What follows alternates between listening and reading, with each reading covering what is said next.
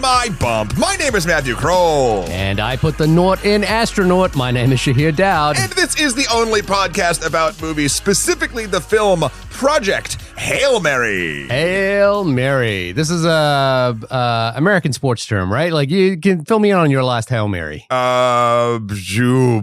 Was it proposing to Jamie? No, it wasn't actually. that was a lock. Yeah, it was pretty good after all the time. I think the last Hail Mary I've done was probably in some sort of RPG, like tabletop game. Okay. Where it's like you have a umpteenth% chance of doing something and you finally roll. Actually, there was a thing when it was a really high stakes moment where one of my players, a friend who's been on the show, Matt Thompson, he had to do this one thing and he kept trying to basically do something that was near impossible, like speaking to a god or some sort of thing. Like, there's no fucking way that this would work. And if it did happen, it would have incredible, not only narrative implications that I would have to mold in the exact moment he asked it, that would change 3 years of backstory. Yeah. But I was like, it's always nice to give your players agency. So I gave him essentially a 3% chance. He had to roll a 3 or under on a 100-sided die. Okay. And he rolled a 2. Oh, wow. And I had to change so much stuff. And again, in these games, you don't have to do this. I did this to myself, but that was probably the Hail Mary that really sticks with me the most, was that. And it turned out really fun. So I still have not played Dungeons and Dragons ever. Come on down. Listen, I'll be running one-shots like a motherfucker after the wedding. I think I've told myself I will not run any more one-shots until the wedding is over, because they take a lot of work. Okay. I just have... I'm really fascinated by the player mechanic, because it sounds like it's basically like improv storytelling. It is, yeah. For the Dungeon Master. And the players, to be perfectly honest. I mean, the players tend to derail things a lot, and it takes a good group of both players and Dungeon Masters to make that, or Dungeon Master, to make that derailment fun. Right. It can spaghetti out of control. I think I've learned a lot playing this game for easily, I think, like 30 years. Okay. Like you get to know a lot of ways to, and you have to read the room too. Like, cause like, not just like movies, we're going to tie it back. Yeah. Not every movie is for everyone. Right. You have as a dungeon master, you have an opportunity to tailor the experience and the storytelling to the individual group of 4 or 5 people that you're playing with. Right. And if you're doing it right, that's my favorite thing to do. That's why I don't like running things directly out of the box. I like talking to players first. They call it a session 0. Okay. Where you basically, if we were going to play, I'd sit down with you, we'd make your character and sort of talk about what your character was and who they were in the world before we all sat down. Yeah. And jumped into a game. Okay. And I know we're going to get to Project Hail Mary, but just before, so we can do a little bit of fortune telling, what is my player type? You mean your class? What is your observation of me as a player? You would, oh boy, shit. I think, okay, so there's 2 types of people in this sort of question, right? Yeah. There's the type of people that I could place you, Shahir, as what I think you would be in my own head in Faerun or a Dungeons and Dragons fantasy setting. Right. That would probably be, you know what? That would probably be either an artificer or a sorcerer. However, okay, I'm looking up artificer is almost like someone who combines magic and technology. Okay. Essentially, like what if medieval high fantasy Iron Man? Okay. Or Tony Stark, billionaire philanthropist. Yeah, I get or a sorcerer, which is someone who has magical power, but they were sort of born with it somehow, either through some familial thing, or it's in their blood, or they had a pact with the god ages ago. Like, it's a whole sort of thing like that. Shazam style. Yeah, but specifically, not like someone who not a wizard who studied to do it. Okay. You got it, and you've been honing it since birth. Like Superman. Yeah. I got you. However, there are other players that when I think oh, they'd be this or that or this, they're like, I'm gonna be a rogue, and I'm gonna be like, oh shit. You want to try something that is so against what even your type is. Right. But then again, that's sort of where the fun kind of comes from. Sorry, this has been a diatribe. No, I want to know if I could be a chef within this world or something. You absolutely could. Yeah. So chef is something that's almost like essentially a soft skill. That's not something that we would make your main class that affected tons of your stats. However, there are abilities that you can take and equipment items and things like that would make. I've played a character that was a bugbear named Varnan the Chef, who essentially was a priest, a death cleric priest, who was sort of obsessed with the cycle of life and death, and who would use various fungus and bacteria to decompose bodies to then make stuff for stews, and he would speed up the life cycle that would normally take hundreds and thousands of years to like make an ingredient. So he was all about that. I just want to poison my team. That's it. Okay, that's a lot. Maybe Rogue was correct. I don't know. Anyway, Project Hail Mary. Speaking of experiences, if this is a bit of a spoiler, at least that are, at least in my opinion, designed to appeal to everybody. I feel like this is one of those films that comes along every once in a while that well, not that attempts it. I feel like a lot of movies attempt it. Right. But I think if we can dive in very quickly, I think this one out of the four quadrantness of it all might kind of hit it. Yeah, I guess if we get into our early impressions in terms of like the success rate, the movie is tracking very well. It's on track this weekend to make $100 million. For comparison's sake, Ready or Not 2 is coming out with a very different comparison. Makes me so sad.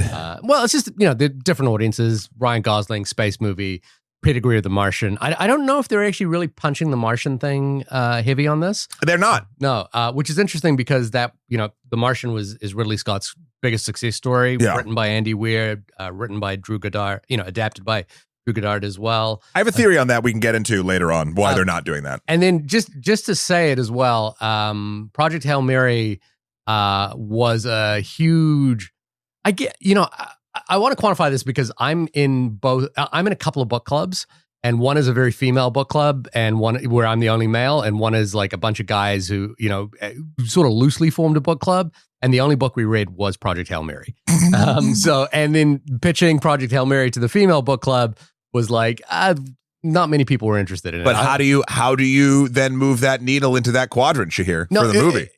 Well, I guess my point being was that Project Hail, but first off, book clubs are not typically male orientated. Not saying that as a detriment or anything like that, but generally there are fewer male book clubs. But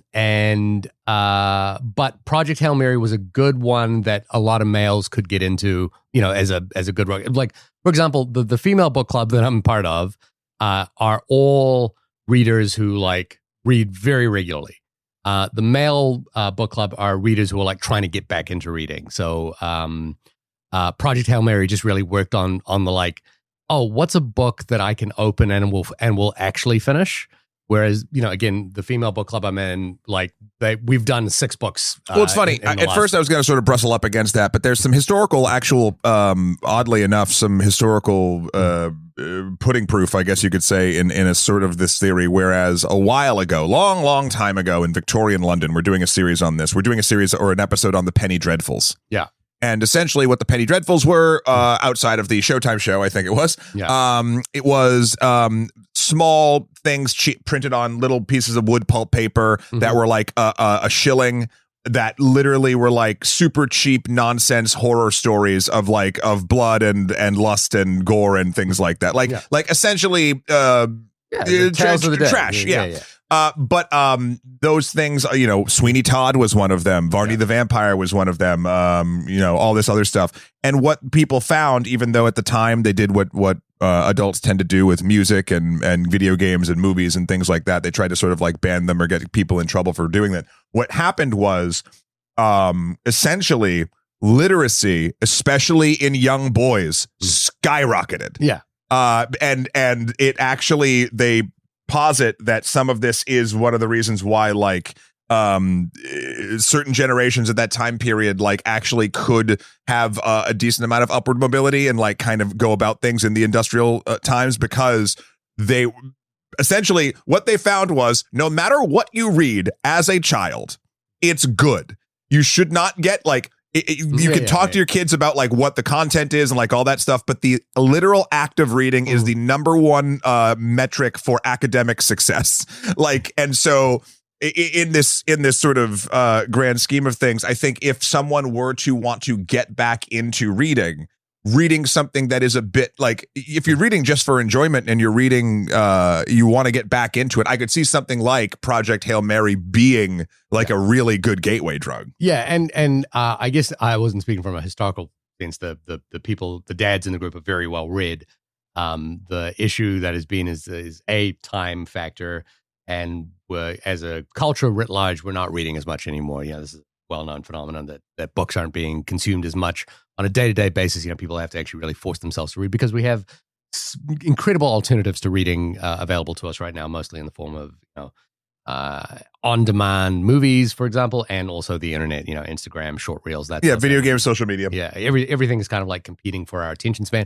And in a way, reading has become like a classical act because it requires it now requires concentrations in order to like silence the other noise that is around you. And I actually find this to be true as well. Like last year I read like 18 books. This year is March, and I've only read 2 so far, and I'm like way behind. I've only read 1 this year, and it was my friend Maeve's book, who was coming out earlier. Read this to look cool, and it was excellent. So shout out to that, which comes out in May. May for Maeve. And so I guess I kind of equated it last year where Colleen Hoover's book, It Ends With Us, was a big book club book, and when the movie came out, it was like a locked-in audience for that movie. Despite the Justin Baldoni and Blake Lively dramas around that movie. Have you seen that movie, by the way? No, but didn't that drama actually help it? Monetarily? I think it did, because it got people like involved in like, oh, well, I need to see the thing that's causing all this shit. Yeah, I don't know about that. I know that book just had a good built-in audience. It is it's not the worst movie I've seen in the world, but it's like, it's a fascinating artifact. Like it is like you watch and you go, oh, is this the genre that they're in? Oh, no, I was wrong. This is the genre that they're in. And I was like, man, that is a wild tone shift on this one. Anyway, coming back to Project Hail Mary. Project Hail Mary was like the book of the summer last year. Everyone was kind of reading it. Like I was in my book club, and that's what they wanted to, what we read. We talked about it very briefly. And then I went and played golf with a couple of random people, and they were reading it as well. So it was just like, everyone was kind of reading that book, and it was a fun book to circulate around. And then again, as I mentioned before, I haven't read The Martian, but Andy Weir's previous book, The Martian, which was adapted into a very similar movie directed by Ridley Scott, was a huge success that year. Off a $100 million budget, that thing made $630 million, was nominated for Oscars, nominated for Best Comedy at the Golden Globes, if you remember. And so and then least of which, I don't think they're hitting this note as well. This is a Phil Lord, Chris Miller joint, who we love on this podcast, obviously for their producing work on Across the Spider-Verse, as well as their directorial work on the Lego Movie, 21 Jump Street, and other things as well. They've been around for a bit. This also, the Last Man what was the show, Last Man on Earth? With Will Forte. I think was like a good primer for this particular movie as well. And is it Ryan Gosling's like leading man? Well, I think that has a lot to do with it. I also want to shout out not only Andy Weir, who wrote the book, but Drew Goddard also worked on this screenplay. Who wrote the Martian as well. And his writing work is Cabin in the Woods. Cabin in the Woods. And like he's worked on Buffy and Daredevil and Angel. He worked on he was writer on Bad Times at the El Royale. He directed Bad Times at the El Royale. It's I don't know. There's lots of stuff on Lost. Like there's lots of things that I think he even did the Buffy the Vampire season 8 motion comic, which I very much enjoyed. He wrote that. And his is he the showrunner on Daredevil? He might be. Well, actually, I don't know if the showrunners have Matt changed. Reeves and him, I think, or something like that. I'm sorry, I haven't kept the original Netflix one. I'm not sure about the Born Again on Disney. Oh, right. Early birds always rise to the occasion for summer vacation planning because early gets you closer to the action. So don't be late. Book your next vacation early on Vrbo and save over $120. Rise and shine. Average savings $141. Select homes only. Take the next 12 seconds to unwind and enjoy relaxing music.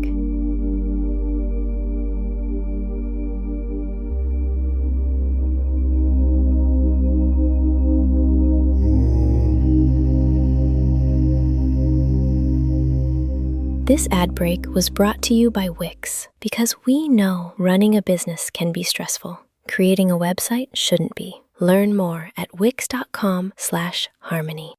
So, with good all team. Mm-hmm. Good team put together. I had read the book. I'm really curious because I think a lot of my conversation is going to be comparisons to both the book and The Martian.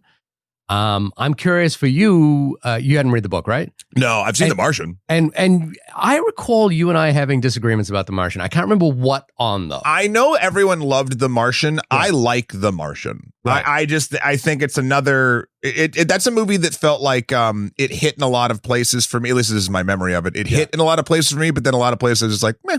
But it was still fun enough where it didn't knock any real points off it. I just didn't I wasn't gushing over it forever. You know what's funny is that I've revisited The Martian. I've watched it with my son as well. And this is one of those movies, kind of like Michael Clayton, where when you watch it at the time, it came out around the same time as Interstellar as well. It does feel like a sort of secondary movie. It's not like the prime thing that came out of that period. But you watch it now and go, man, I didn't realize how good we had it. You know, like when I rewatched The Martian, I was like, this is really good. Yeah. And every time I've rewatched The Martian again, I was like, this really, really works on a lot of levels. You know, Castaway in Space. Matt Damon, I think, is so well cast in that movie because, you know, he's a guy who plays smart all the time. Yeah. And you know, Mark Watney in that film is an astronaut who is incredibly smart. And unlike Project Hail Mary, he's not a reluctant astronaut. You know, I am the overachieving child that has worked my entire life up to the NASA program, and here I am. And therefore, when this situation arises, I'm the perfect person to deal with this. So this is obviously a little bit more fantasy in terms of it involves aliens, it involves a couple of things. And just a real fun story as well. And I want to get your reaction to this is that I was talking to some people who work in IP marketing. And they kind of they were like, oh, you know, should we care about, this was a year or two ago. Yeah. And they were like, should we care about Project Hail Mary, or what should we care about Project Hail Mary? And the couple of things I said to them sort of just in my sort of brief analysis was the March release date is sort of interesting to me because that is like post-Oscar season. So it's kind of early in the season to say it's an awards winner. Yeah. So I'm not sure what that says. Phil Lord and Chris Miller were kicked off their last movie. The Han Solo movie that they did, although they have got an incredible successful track record with the fact that Disney kind of removed them on that project, is interesting. And then the third thing was I was like, but from an IP marketing point of view, the thing that both the movie is going to try and hide from you, but also the thing that you as an IP marketer will want to focus on is the character of Rocky. Yeah. And I was like, in the best case scenario, having read the book, Rocky plays like E.T. in terms of like its cultural phenomenon. It's like, how relevant it could be to a culture. You know, you go back and think about the 80s and how important E.T. was. People were dressing up as E.T., that kind of thing. In the best case scenario, Rocky plays that way. Like people are going to be talking about Rocky. People are going to be dressing up. Kids are going to love Rocky, that kind of thing. So that was like my pitch at that time. This was a year or two ago, and I was sort of curious about it. You've just watched the movie. Tell us what the plot synopsis is, and then tell me what how well I did in terms of that analysis. Oh, sure. I mean, the Internet Movie Database says that Project Hail Mary is about, quote, science teacher Ryland Grace wakes up alone on a spaceship light years from Earth. As his memory returns, he uncovers a mission to stop a mysterious substance killing the sun and save Earth. An unexpected friendship may be the key. I think, look, I don't love the prose here, but I think that this does a better job at it than perhaps the trailer did. When I first, because I had not read the book. Yeah. I get the want to drive the Rocky of it all. I feel like this is another wasted opportunity, much like Terminator 2 had. I feel like Terminator 2, again, we've talked about this multiple times, just in case you haven't seen every episode where we mentioned Terminator 2, including our Terminator 2 episode. Yeah. The trailer for Terminator 2 famously, and spoiler alert here, gave away that Arnold this time was the hero. Now, there's a huge marketing reason for that. Yeah. Like you kind of can sell it a little bit better, blah, blah, blah, get it to more of an audience. He's protecting John Connor as opposed to trying to kill him. Now, if you watch the actual film, you don't know which Terminator, either Arnold or the police officer Terminator, played by Robert Patrick, is actually going to be the good Terminator until they're in the back halls of that mall. And I always think about, man, what an amazing small moment, I guess not small moment, what an amazing moment myself and the audience was sort of robbed from, if you haven't seen that, because like, especially if you were a fan of Terminator 1 and like, what a great, like, whoa moment that could have been. I would have loved to have gone into this movie because, again, I think that so much of this film actually is very supportable without knowing about Rocky. I think once you're in it, he's kind of the heart of the entire thing, of course. But I think you can do this successfully without ruining that. Now, I will say, do I think that it's like, to your opinion, the correct financial decision to show Rocky? Yes. Mm-hmm. Have you watched the trailer? I've not watched the trailer, but you're speaking specifically from a marketing point of view. Right? So from a personal point of view, and from a once your butt is in the seat, the experience that you have, I think it would be way better not to talk about or show Rocky. Right. But from a marketing perspective, for all the points that you've just said, it makes sense to show Rocky because you want to essentially hit more of those quadrants that you can, right? The other thing I will say is I liked the trailer overall, even though it did show Rocky, and I was like, oh man, but they didn't like actively show the relationship and how that relationship develops. It shows that he fist bumps a rock and they have a little joke. But it doesn't get into like the depths of sort of what they do. And I if I'm remembering correctly, they don't even have once the voice analyzer like is going, and Rocky has like a little AI voice going with him when he's, you know what I mean? Yeah. So you just get like fist my bump, like, you know, and then like that's sort of fine. So I think, again, what this movie does very well throughout its construction, its storytelling, its marketing, is they tend to ride the line to cast the biggest net. Yeah. And from a financial perspective and for getting butts in those seats, there is definitely an argument to be made that is the correct decision. Look, Amazon blew its load on Melania, the Melania documentary, so they need to make their money back somehow. Yeah, how much did this movie cost? This is $100 million. No, this is $100 million. It has to be more than $100 million. I'll look. I'm just curious how many Melanias it cost. How many Melanias this cost? Yeah. I'm not entirely sure, by the way, but the budget on this is $200 million after tax credits. Apparently, so that's around 5 Melanias. Yeah, around 5 Melanias. Yeah. But like ethically clean Melanias. Yeah, oh God, what am I saying? This all sounds weird. Anyway, what did you think of the movie? I really, really enjoyed it. I will say this was the first time in a long time that I had to, during the trailers, get up and tell someone that the theater was out of focus. Oh, right. Yeah. This was at the Lincoln in the Dolby Atmos theater. And I was like, guys, the text on trailers is blurry. I was like, this is not, and they fixed it. It was fine. It was just, I hadn't had to do that in a very long time. Yeah. And I felt so bad because, you know, no one at movie theaters, there's not like anyone to actually ask except concessions. And they're like, I don't, this isn't I'll radio someone. Yeah. But the film itself, I really enjoyed. I liked, like, a thing that I did not know was that he was sort of a reluctant astronaut. And I felt like the way that the movie reluctant, they kidnapped him. Spoiler alert. That's a big spoiler.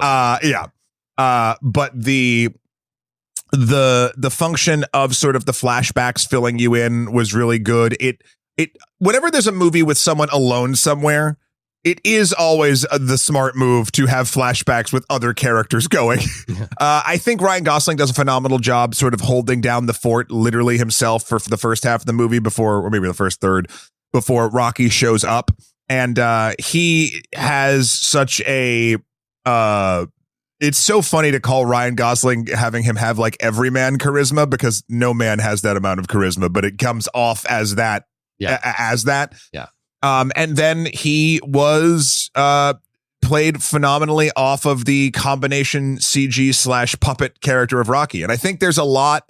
I think obviously it's an incredibly talented cast and crew, and Ryan Gosling played against this non-human entity, I think, perfectly. I do think something that helped that performance along, and what we end up seeing was that a decent amount of Rocky in those scenes was a practical puppet. Mm-hmm. I think, and again, that goes back to even to like the design, and it's not like a crazy, like, yeah, it's crazy, but it's just a pile of rocks that walks like a crab and has little hands, right? Like, and that's it's very fantastical and cool, and I liked the design of Rocky, but it wasn't something that was like super hard. Do you need to fully CG a thing? So like the choice of that, I think, is very, very smart. Also, every reference, and there's a lot of like pop culture references in here, and I'll kind of get into my I've one or two very minor gripes just so we don't just glaze this thing for an hour. But like I think that this movie was so good, I was surprised it dropped in March. Does that make sense? Yes. Yeah. No, I get that. And again, we have had since Everything Everywhere All at Once and Sinners, we have had wild March drops. And I think Sinners was April. Yeah. But early pre-summer. Pre-summer, early award season. Movies that have actually gone on. Done really well at the box office and gone on to award season. Maybe we're living in the past. Maybe March and April is the new dead drop. And I think that's one thing there is that it's made distributors, production companies less afraid of releasing in March. Sure. That makes sense. Like we do, we can potentially have a movie that has a long tail. And I think the aim with Project Hail Mary, because it is feel good, it's fun. I think Ryan Gosling has, kind of cemented his place as like, kind of, I guess it's weird to say leading man because he is a leading man. He has been for such a long time. But the pitch, the pivot into comedy for him, starting with The Nice Guys, has been because if you think about Blue Valentine, Blade Runner, even he's played moody, Drive, incredibly violent, movie. He can do it all. He can do all two of these things. Yeah, and then the pitch into comedy is kind of works as well. So all of that I think makes sense, plays.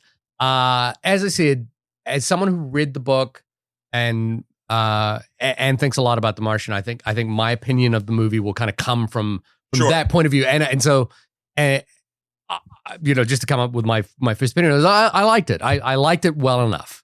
I found it to be pretty much delivering on what the promise of the book was. And for me, I think the central hook of the book is the relationship with Rocky, and the way in which the only other element of it, which I do think that the movie misses, and I was like really hoping for a little bit, was that one of the sort of key ideas in the book is that the planet comes together to essentially try to combat a virus, and in a post-COVID world, I thought that was like a really optimistic line that the movie could really take, or a potentially like unifying factor that the movie could actually look at. And I found that sort of was like very much in the periphery of the movie. Well, they even said that they were going to do that. Like they even said, which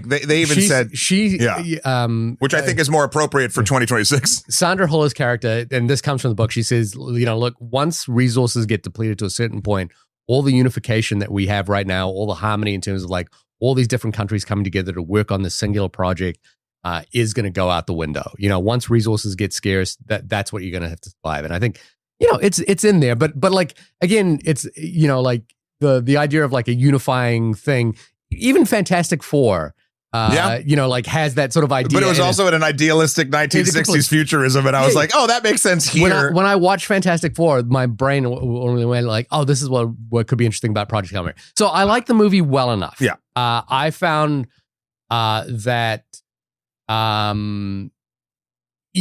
even compared to The Martian, it did play as like the dumber, goofier little brother to The Martian in some ways. Like it felt sillier to me, and it felt like a little bit like less interested in like exploring the dynamics of the science in some way, like the actual like engineering projects that Grace Ryland has to sort of overcome here are kind of just like really, really glossed over. Like there's one major one towards the end, and it's like it's really just told in exposition.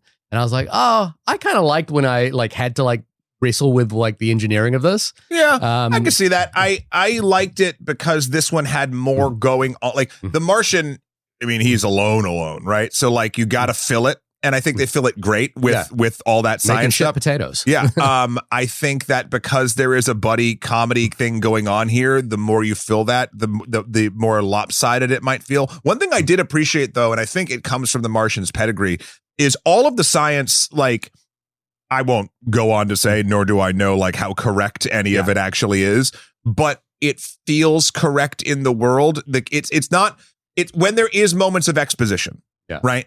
It doesn't feel like, oh, well, this is 2 sentences of exposition to get the story moving. Like the entirety of the set and the plot to that point and everything moving, like it feels like a holistic world where whatever they are talking about or glazing over actually is important to these characters and would take time in the world. Like it never feels like we make the jump to light speed in 12 parsecs or whatever. Like it doesn't feel like they're just spewing stuff to fill the time. There's like the internal structure of the story always felt like whatever gobbledygook they were talking about, like actually had weight in that place. And I think that's a very hard thing to do in sci-fi. You need to have a general understanding of, I think, real world science to then know when to break it and when it can and cannot make sense.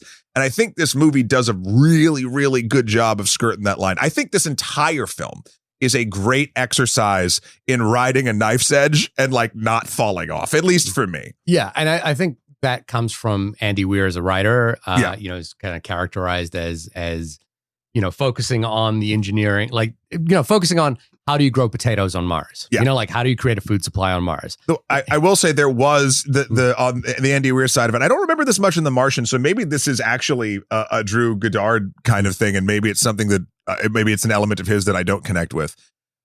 It felt like there was sort of like one too many like pop culture references, and by that I mean the minor spoiler, the 4 probes being named after the Beatles. It's in the book. I know, but like.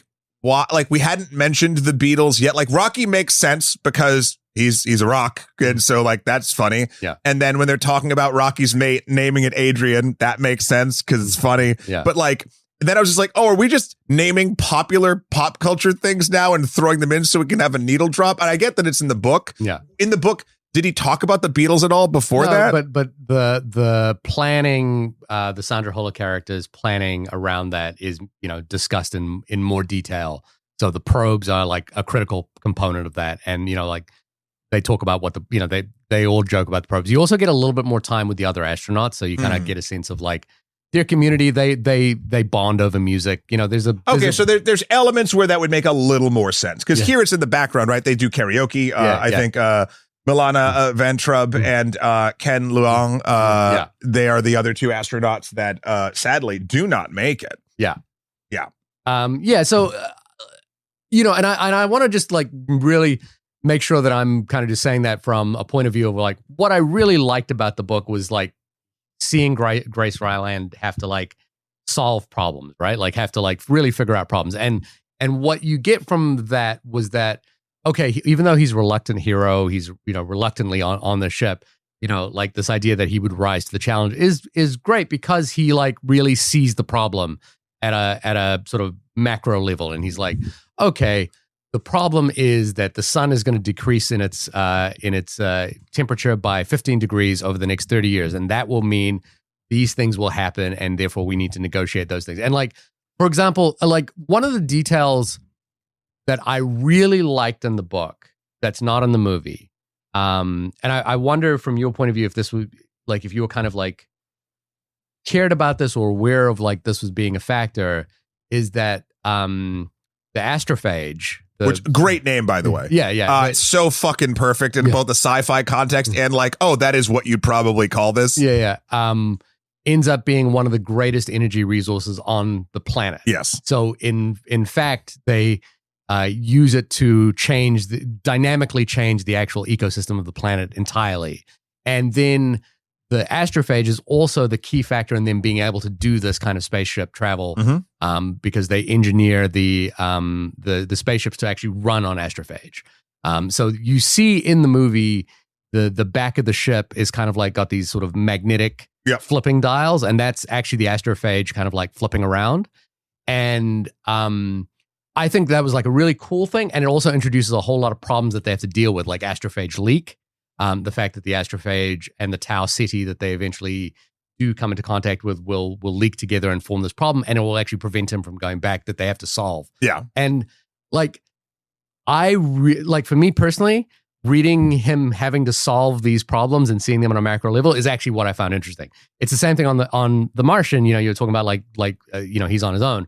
I love him being on his own, solving the problem of potatoes. Mhm. Like I think that, like, to me, is inherently dramatic, inherently like cinematic as well.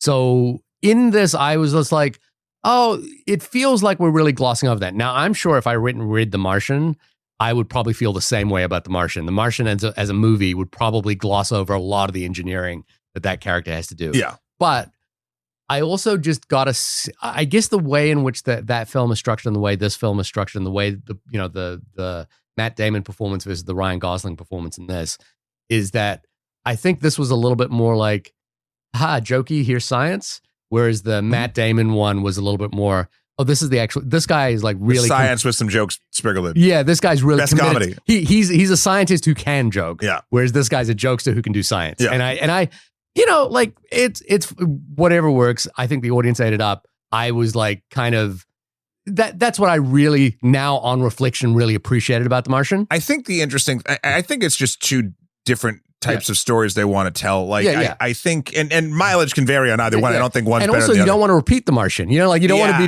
redoing The Martian. You know? So like, there's only so much room, and therefore, I think to make room for Rocky and that relationship being front and center, But you have to make the other stuff. Yeah. The interesting thing is that Rocky is also that. Like the sort of interesting comparison is Rocky is an engineer, and Rocky can solve problems and see problems that Grace Ryland can't. Yeah. And then it's fascinating that in their conversations, like Rocky's society, for example, or Rocky's culture, they're an argon-based culture, I think. So their main breathing apparatus is through argon, and that is like meant all these sort of different factors in how they view the world. And there's a really cool visualization technique they use in this film called Solarian imaging, I think it's called. I might be pronouncing that wrong, but it's where Rocky, being this heat-based form, can see basically the vaporwares of other characters. So that's how he views. Well, yeah, they call it echolocation in this, but that's not exactly what it is. He can kind of like, he sees basically particles moving around and they form shapes for him. And I actually thought that was a really cool visualization in the film because that wasn't in the book. I also like how he could just see through walls. Yeah. Because he can see. He can just adjust the distance of it. Yeah, exactly. And he can hear through walls as well. And there's a sort of like really interesting thing that so Grace Ryland is not just a scientist in the film. His name is actually Ryland Grace. Ryland Grace, sorry. He's also like, he can think through like bigger problems like that. And he's like, it's really fascinating that the other life form the other sort of factors for life on this planet were argon, which caused this particular life form to form and to replicate and to breed and to form life. And ours was human, which is water, which is, and which is his entire thesis as well. So I actually found all of that stuff, and I found it was like a little like glossed over in the movie. Sure. Like just to like very like, here it is, there you go, moving on. There's a couple of things that were kind of glossed over too in the movie that I kind of wish they spent a little more time on. The thing that I really loved was the mechanic, and I know this would be difficult to show from the opposite side, but the mechanic of him learning how to talk to Rocky and like getting the words down. You get the 200 words.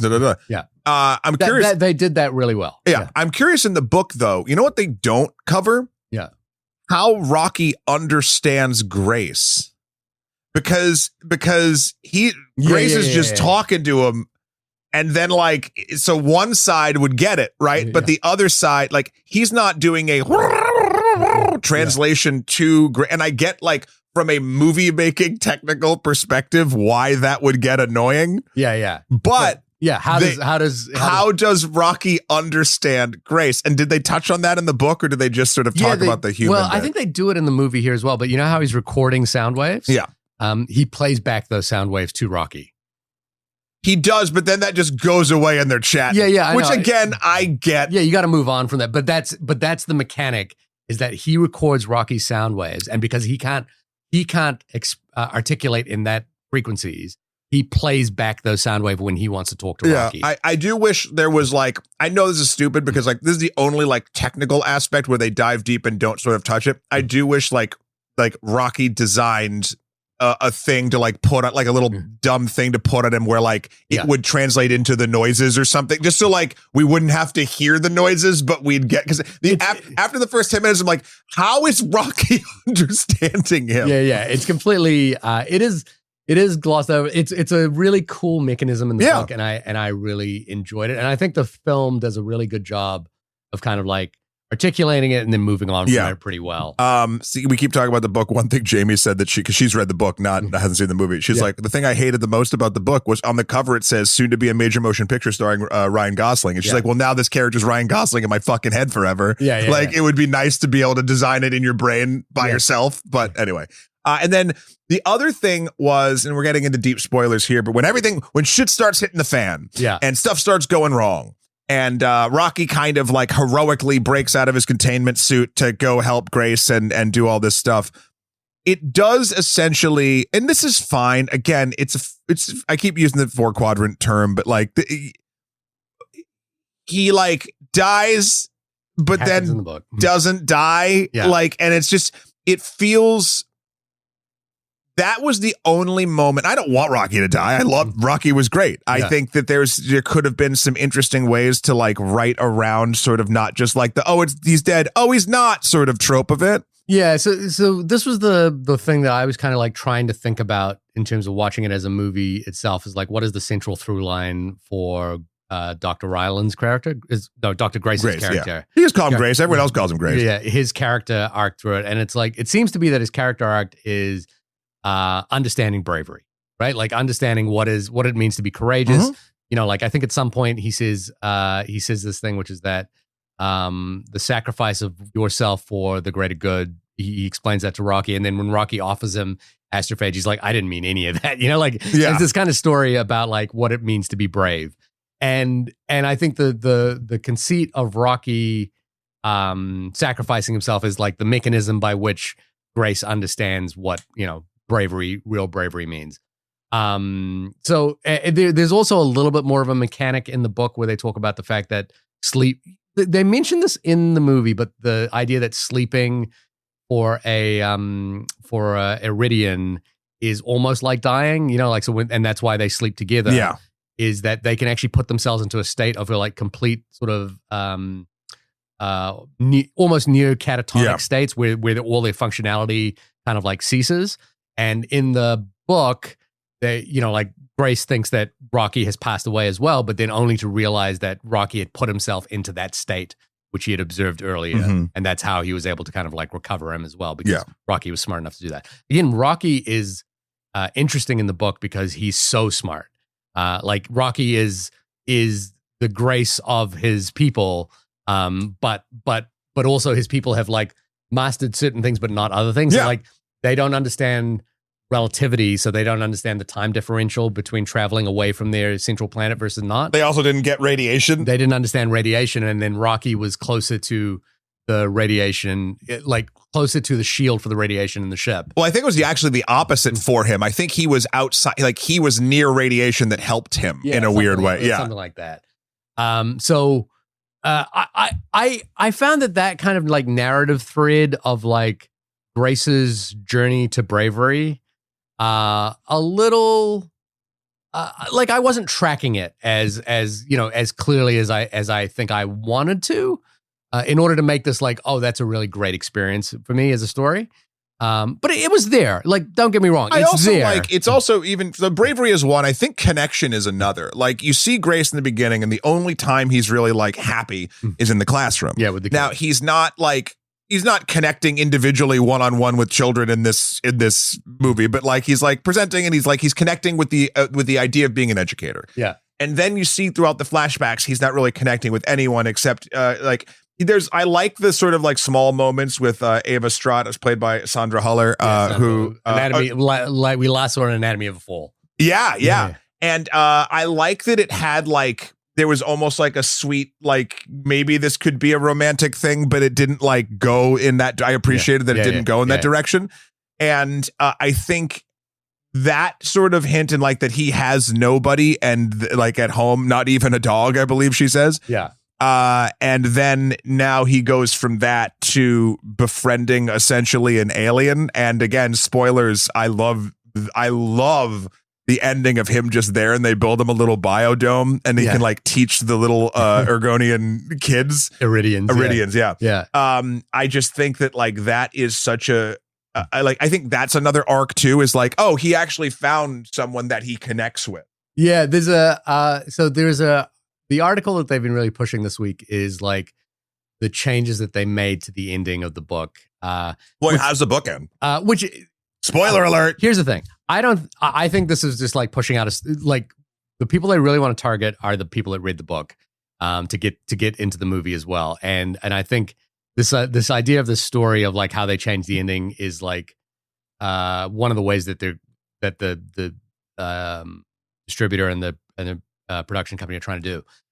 It's not actually that radically different. It's pretty much the same thing. The only couple of differences that I think are really fun are, again, to do with the engineering of it all. And this, again, comes from the guy who wrote How Do You Grow Potatoes on Mars? Yeah. It was like, how do you feed Grace Ryland on Irid? And they have this really fun story about how they clone him to make food. And so he eats burgers, but he's like, I'm eating a human burger, because like the burger is coming from like the meat off the clones that were generated from me. And he says, but he's like, but they're delicious, like, and so there's that. He's also in the book, he's aged. So he's like 60 to 70 at the end. So he's lived there for a while. And that is also this sort of thing of relativity. I think the big change that the movie offers is that Rocky says, we have built the ship for you to go back. And now have you got a choice to stay? The only thing about that was like, that sort of mirrors like his reluctance to get on the ship before. And it was like, oh, it feels like it's the same. Oh, I don't. I think it's a different reason for that reluctance. Like, I think that because he's found, before he didn't want to go on the ship because he was scared. Yeah. But not that he would lose anything but his own life, just like that he was scared. Here, especially once you see him like teaching. Yeah.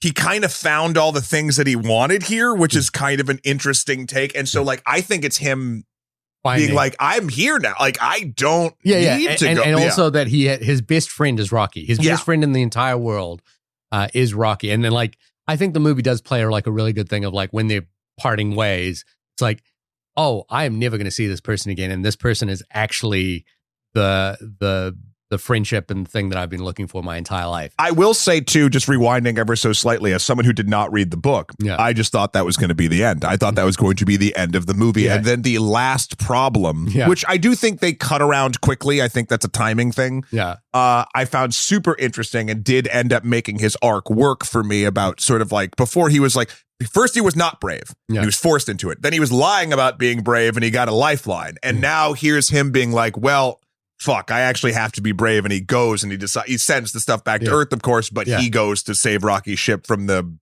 science goo that's going to eat the stuff that Rocky's people make. Yeah. This is now a complete side note to this. So a sorcerer plays as if you have a certain amount of spells that you know intrinsically, but you don't learn new ones just from a book. And I can poison my friends. You can do that in any class you want. Technically. Can you just imagine me Dungeons and Dragons, like first game in the room with everyone and goes, I want to poison all these people. There's a starting item called a poisoner's kit that you can get. So, but I would just say it out loud as like my one goal to everyone. Then what would happen truly, if you're telling, because you're not being sneaky, what you do is I'd have to have you roll a sleight of hand check over people's drinks against their passive perception. And if they notice you, they're going to notice and they can choose to try to stop you. Oh, no, but I mean, I would just say it out loud. Your character in game would say, I'm going to poison you all. Yeah. Then you're probably not a great poisoner. Probably not a great player. Dungeons and Dragons doesn't sound like my thing. But here's the side note, is that there has recently been this unearthed interview with Stanley Kubrick talking to a Japanese interviewer, I believe it's Japanese, who asked them the meaning of the ending of 2001: A Space Odyssey. And do you remember the ending of the 2001: A Space Odyssey? Yeah. So in the end of 2001: A Space Odyssey, Dave ends up in this like strange room where he ages through time, and then eventually becomes the Star Baby. Spoilers for 2001. Oh no! And the thing about it is that it is completely unexplained entirely. Like in the movie, But there is this and Kubrick is notoriously like, I'm not going to explain anything. But for some reason, there's this interview, and I someone can fact check the validity of like how accurate this is. There's this interview with Kubrick where he actually goes out to explain what happens in the end, and he's like, and this is what he says. The reason I'm coming back to Project Hail Mary here, he's like, so what happens is the aliens have Dave now, and they decide to put him in like what their equivalent of a human zoo is, where they basically try to replicate the things that Dave would have liked on Earth, which is why you get these sort of like weird incongruities, like the immense sort of opulence of a meal alongside a completely flat and sterile bedroom that this, character lives in. And he's like, and that's sort of this interesting idea that these other dimensional beings, these aliens, the monolith, whatever, don't understand him much in the way that human beings don't understand animals. Yeah. Yeah. And so he was like, and it was like, it's weird to hear that out loud because you feel that ending so much. That's what I always kind of took it as. Yeah. Yeah. But then, so it's interesting in Project Hail Mary is essentially that has happened to Grace, but it's like the opposite, which is that he loves his like. Well, because he can communicate and let them know what he wants and what he doesn't want. Yeah. And it's like, it's this weird thing, which is that it's like, it's the same idea, but like in an optimistic sense, which is like, this is the periphery. This is the little terrarium in which I live in. Pretty big terrarium. Yeah. And it's like, can you turn the ocean? Can you turn the ocean temperature down a little bit, or can you find a middle ground apart from scalding hot? And so I just found that kind of like amusing to like to imagine Kubrick's like interpretation of like the natural evolution of human beings. I think So circling back to it all, I think the movie is fun. And again, I took my kid. How did your son like it? He liked it well enough. Yeah. He seemed to like it well enough. I was sort of like. I'm always trying to find like the one character that my son like just like gravitates towards and be like, I want to dress up as that character. So far, it's a One Piece character. Yeah, that makes sense. The guy with the 3 swords. I forget his name. I don't watch One Piece, but yeah. That is the character he's like really latched onto. I was wondering if like Dr. Grace or Rocky would be those characters, and they weren't. Yeah. The other kids that saw the movie were like, oh, I liked it, well enough. There was another kid. Who friend of a friend loves animals and is like really obsessed with like he prefers movies where animals are the main characters, and he prefers he's gonna love The Sheep Detective. He's gonna love the sheep. He would love RRR with like the whole like like animal thing. And I was like curious if he would be like, well, Rocky's my guy kind of thing. He didn't seem to talk about it that much out of the movie. I don't know. It's sometimes hard to read kids. But, everyone that kind of came out of the movie seemed to like it well enough. There's a few reviews I see online calling it the best movie of the year so far. It's only March. I'm not there, I'm not like, this is really rocking my world and I think this does something really different, unique or anything like that. I think it's like, it plays well enough. To be clear, I also thought the book was like really just a fun, good read, a good weekend read. So I don't know if that sort of thing, but when I have gone back to revisit The Martian, I have like grown really in appreciation of like how much that movie seems to care about the science, and also in a year in which Interstellar came out, how light and airy that movie is. Like how quickly and breezy that movie works. So I think this will play well. I think this budget's tracking really well for $100 million. I think Ryan Gosling's going to come out of this a big winner. Phil Lord, Chris Miller are going to come out of big winners. I think this movie is. To me, it's like like if I was to quantify it, I'd give it, like a B plus kind of thing. I feel like it's good. It's really good. It's the best movie that's come out this year for the most people. Yeah. I think I probably would say that Nirvana, the band, the show, the movie is still probably my favorite film this year so far. How many people are going to see that movie? Exactly. I mean, that's kind of my point, right? Yeah. I would also look. I don't think this is the case, but I could see a world. It's not for me, but I could see a world where Good Luck, Have Fun, Don't Die is someone's favorite movie of the year, and I love that movie. I think there's issues with it, of course. Yeah, but I think it's that's a movie that sort of like is interesting and changing. Yeah. So and everything's beaten out Wuthering Heights for me so far. And again, it's good. It's fine. It's but again, I'm not tied really too much. Yeah, to the book. it's so that's to me is the weird thing is like. Remember when Sinners came out and how excited we were about it. I think that Project Hail Mary will get the same level of hype cycle as Sinners, but it will be faster and it will come down faster. I think Sinners had a groundswell that just grew throughout the year. Because Yep. it was a movie that you were willing to share with other people. Yeah. You know, like, you're like, you got to go see this. Yeah. And I think Project Hail Mary will be that for some people, but it's a little weirdly, it's a little less complicated. Yeah, it's less complicated, and it's less like. But there's nothing like if that's what you want, that's fine. But it's less. You got to go see this kind of thing. It's like I actually don't know. Like I think Project Hail Mary is you got to go see it for a spectacle that actually will emotionally do something to you.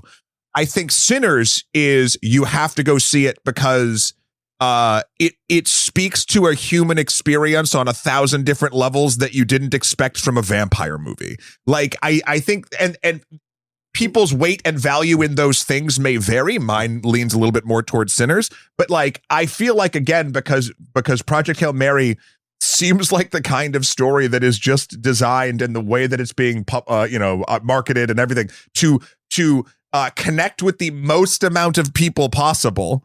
I think that it has some real sort of legs to stand on. Here's I made a hypothesis about the movie about a year ago to friends, which I kind of expressed to you here. My hypothesis about this movie, and again, as a person who's a fan of Phil Lord, Chris Miller, particularly the work that they've done around IP. I watched this movie and I don't as a very amateur prognosticator of the movie business and nobody knows anything, think that this movie fades out in about 3 months' time and won't go the distance beyond that. That's kind of what I'm saying. Yeah, I think we're saying the same thing because like I think it's going to. But that's not what I would say about Sinners having at the time that I watched it. That's exactly what we're saying the same. I was, and maybe I wasn't clear enough. I think this movie is going to like if Sinners kept climbing till the Oscars and got to a height, right? I think Project Hail Mary is going to get to that height much sooner, but then drop off and not be consistent. Wait, is the height that it would get to the Oscars? Well, I think this movie is going to be nominated for Oscars. Project Hail Mary? I do. We could. Let's prognosticate right now. Yeah, I don't know what, but I guarantee you this movie will be nominated for at least one Oscar. Maybe the only thing I could see it in is a technical Oscar. No, I think I'll even say it will be nominated for something not in a technical. I don't think it's going to win. Yeah. But I think it will. Okay. We can go back. Let's so I'm saying it will be nominated for a non-technical Oscar, meaning not just visual effects or sound design or editing. Yeah. I will include in my little bet, casting can be included in that. In my like this movie could win for casting. It's Sandra Hall and Ryan Gosling that are kind of carrying the movie. I don't know. Casting is understanding the assignment. Anyway, my point is we can go back. We don't have to argue about this. But let's come back to this. Let's revisit this in a year's time. My prognostication, and happy to be wrong about these sorts of things, is I feel like this movie has a tail life of 3 months max. And the weird thing is I agree with you, but I don't think that's going to take away from the fact that it is nominated. To get to the Oscars, you need a tail life of 9 months. Right? I think what's going to happen is going to do your 3 month bump. Fist my bump. And then it's going to do that little thing that movies do when they start doing ad campaigns to get it sort of back into the Oscars thing, but it's not going to actually get them the Oscars. Write us in, onlymoviepodcast@gmail.com. About our 3 month versus 9 month. I think we're saying the same thing except for the Oscar bit. I don't think we are. All right. Well, email us in. Let us know if we're saying the same thing. Well, hey, listen, this has been the only podcast about the film Project Hail Mary. Shahir, when you are not trying to convince Astrophage to stop trying to get to Venus, where can folks find you? See, Astrophage does what Astrophage wants to do because Astrophage is Astrophage, and you can find me saying that over and over again on my website, supernova.com. It's SUVANOVA. Matt, when you are basically countering my dark, gloomy, sun-defeating Astrophage with Tau amoeba that has been bred in nitrate tanks, where can people find you? You can find me using my Poisoner's Kit to do everything you just said over at my website, Extra History and Extra Credits. I already talked about the episodes that are coming up earlier in the show, so you got those there. Next week, we're not quite sure what we're doing. Shahir, I would, even though I know that I'm traveling, we actually are recording this a little bit early. Yeah. I am a huge fan of Ready or Not 1. I know I would like to do Ready or Not 2. I'm hoping that Project Hail Mary doesn't completely drown it and it's still in theaters in like a week and a half.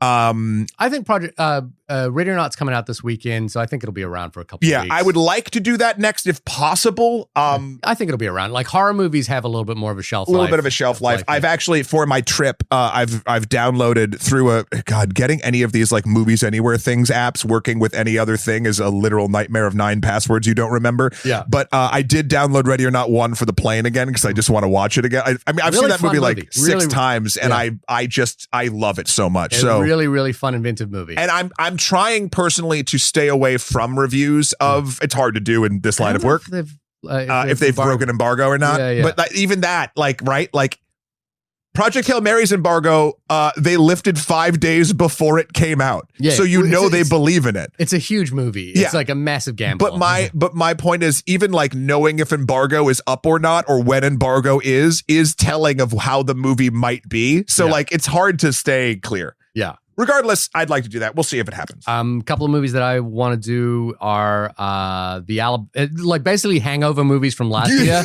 he can't get past our best of last time. No, we're still yeah. By the way, go listen to our best of episode. It's only 3 hours long. It is 3 hours long. I had people like actually email me and message me about listening to us as well and kind of what their thoughts were. Again, black bag. It seems to be like black bag. But the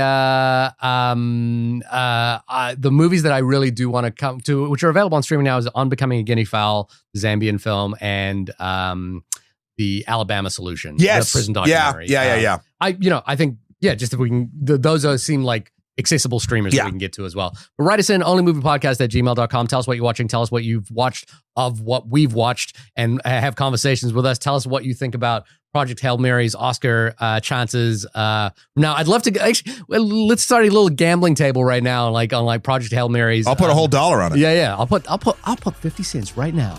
But I bet $1. You can't go down from what I bet. I don't understand gambling. I just want to poison people. Oh, well, yeah, that's true. All right, we'll talk to you next week. Bye, everyone. Bye.